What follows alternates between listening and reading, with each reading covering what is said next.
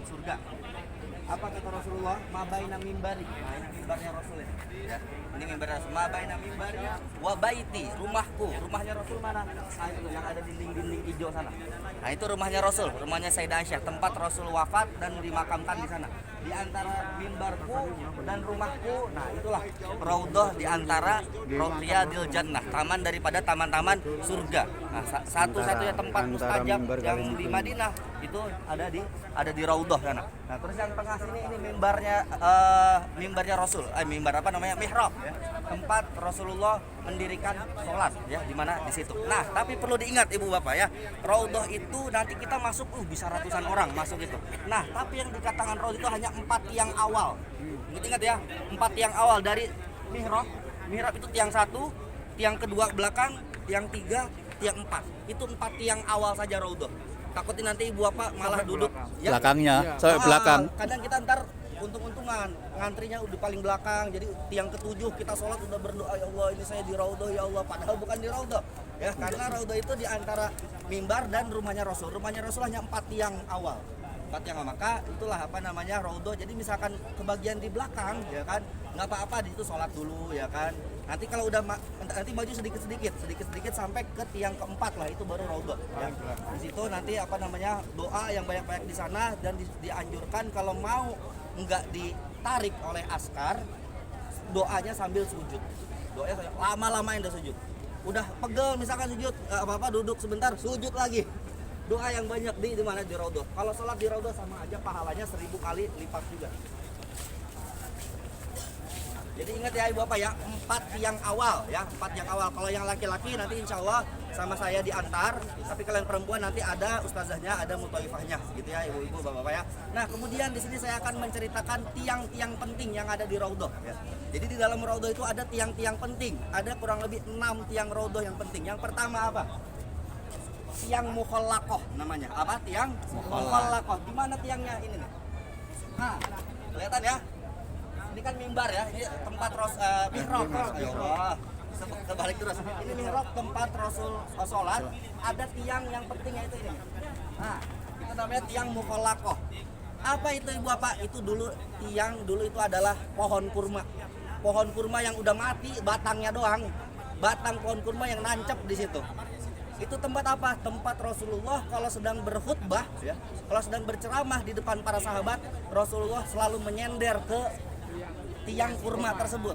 Apa? Batang kurma, nggak ada daunnya, udah mati itu tiang kurmanya. Rasulullah kalau capek, beliau menyender ke tiang pohon kurma tersebut, ya kan? Nah, ketika itu sahabat sudah banyak, ya kan? Jadi yang belakang-belakang itu nggak bisa melihat Rasul karena nggak ada naik ke atas. Nah, dan juga para sahabat merasa kasihan kepada Rasulullah. Aduh, kok berjam-jam gitu kan ceramah, khutbah kepada para sahabat, mengajarkan ilmu kepada para sahabat, tapi Rasul selalu berdiri. Akhirnya dikasih saran oleh sahabat, wahai Rasul, bolehkah engkau mengizinkan aku untuk membuatkan sebuah mimbar supaya engkau bisa naik ke atas tangga dan juga engkau bisa duduk di atas mimbar supaya engkau tidak kecapean. Akhirnya diizinkanlah oleh Sayyidina Rasulullah SAW. Akhirnya dibuatkanlah mimbar, ya kan? Yang mana mimbar itu cuma 3 tangga, ya. Cuma ada 3 tangga. Oh, ini udah berubah mimbarnya. Nah, cuma ada 3 tangga. Kemudian otomatis apa? Batang kurmanya dikesampingkan, ya kan? Dicabut batang kurmanya, dikesampingkan. Lalu khutbahlah Rasul, ya kan? Berceramah Rasul di depan para sahabat. Ketika Rasul berceramah, ada terdengar suara bayi menangis. Tiba-tiba ada suara bayi menangis. Ini bayi siapa? Anak siapa ini yang menangis? Rasul sedang berceramah ini kan. Akhirnya dicari-cari sumber suaranya. Rasulullah turun dari mimbar ke samping menghampiri batang kurma tadi. Dielus-elus oleh Rasul, kemudian dipeluk. Akhirnya apa? Batang kurma tersebut jadi diam. Suara tangisannya jadi hening. Udah nggak ada suara tangisan. Apa kata Rasulullah?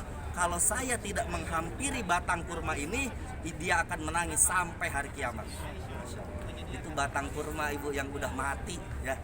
Beliau merasakan batang kurma tersebut merasakan akan kehilangan Rasul. Sudah diduakan oleh oleh Rasulullah itu hanya batang kurma. Apalagi kita sebagai manusia, sebesar apa kecintaan kita kepada Rasulullah Shallallahu Alaihi Wasallam. Itulah untuk mengenang bahwasanya dulu ada batang kurma di situ yang menangis, dibuatlah sebuah tiang namanya tiang Al-Laqah. Itu yang pertama. Kemudian yang kedua ada tiang Aisyah namanya. Ketutupan ini nih tiang Aisyah ini di sampingnya. Di samping sini ada tiang Aisyah. Tiang Aisyah itu Rasulullah pernah berkata kepada Sayyidah Aisyah, maukah engkau aku beritahu ada suatu tempat yang paling mustajab itu di Raudhah. Tapi Rasulullah nggak menyebut tempatnya di mana, hanya Rasulullah memberi isyarat. Entah memberi isyaratnya gimana, tapi Sayyidah Aisyah paham. Oh di sana. Nah, kalau misalkan orang muslim semuanya tahu, seakan-akan semua orang muslim akan berbondong-bondong ke tiang tersebut untuk membaca doa. Karena tiangnya Sayyidah Aisyah itu tempat paling mustajab berdoa di Raudhah. Nah itu tempatnya itu ada di samping sebelah sini, tiang Aisyah. Nah sampingnya lagi itu ada namanya tiang Taubat. Tiang Taubat itu kenapa dinamakan tiang Taubat? Karena ada sahabat Rasul yang bernama Abu Lubabah, ya. Bernama Abu Lubabah, dia merasa telah mengkhianati Allah dan telah mengkhianati Rasulullah. Akhirnya karena dia merasa bersalah, si Abu Lubabah ini mengikat dirinya di tiang itu. Dia tidak ingin selama 6 hari. Selama 6 hari Abu Lubabah mengikat dirinya di tiang tersebut. Kata dia apa? Saya nggak mau melepaskan dari sini sebelum Allah mengampuni saya. Akhirnya turun sebuah ayat yang mana Abu Lubabah telah diampuni. Akhirnya barulah Abu Lubabah melepaskan dirinya dari tiang tersebut. Sampingnya lagi yang mepet ke sana, nanti yang mepet ke dindingnya rumahnya Rasul itu ada namanya tiang sarir. Sarir itu bahasa Arab artinya kasur. Nah, konon dulu Rasulullah ketika iktikaf bulan Ramadan selalu di tiang sarir di sebelah kanan yang mepet ke rumahnya Rasulullah. Nah, belakangnya lagi itu ada namanya tiang Haris. Tiang apa? Haris. Haris itu artinya adalah penjaga. Jadi ketika para sahabat merasa ketakutan dari musuh-musuhnya, para sahabat selalu ke masjid untuk meminta perlindungan kepada Rasul. Dan akhirnya Rasulullah melindungi mereka dari serangan musuh-musuhnya di tiang Haris. Maka dinamakan tiang Haris, tiang penjaga. Belakangnya lagi, ini nih. Nah, ini ya, pokoknya yang tiang penting itu ada hijau-hijau gini. Ini namanya tiang wufud. Tiang apa? Wufud. Wufud itu artinya delegasi. Tahu ya, delegasi ya, utusan. Jadi ketika ada utusan orang Arab luar ingin berdiskusi dengan Islam, dengan Rasulullah selalu menyambut mereka di tiang wufud itu untuk berdiskusi, untuk kalau ada tamu-tamu. Nah itulah. Ada beberapa tiang yang penting di dalam Raudhah. Pokoknya kalau ada tanda hijau seperti itu, itu berarti tiang penting itu. Yang ada ceritanya yang tadi saya ceritakan. Nah, gitu ya, bisa dipahami Bapak semua. Insya Allah nanti kita share jadwalnya, pasti kami jamin insya Allah semuanya masuk Raudhah. Amin. Ya, semuanya masuk Raudhah. Ingat ya, Raudhah hanya berapa tiang?